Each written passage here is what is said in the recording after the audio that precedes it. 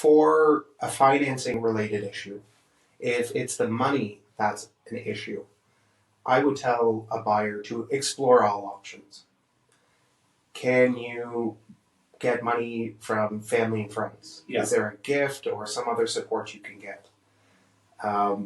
It's funny, sometimes people will come to me and I'll say, have you exhausted all options? Oh, well, I have some money saved in this account or I have money over there. I appreciate maybe you want to keep that TFSA or you want to keep that Yeah. other investment, but have you exhausted all of your personal options to come up with money? And I think it's important to kind of share with the audience as to, what are the consequences of something like that, right? Which we'll get to in a second. And I'm sure you're giving the advice because the consequences are more dire sometimes than actually trying to get out of the tail.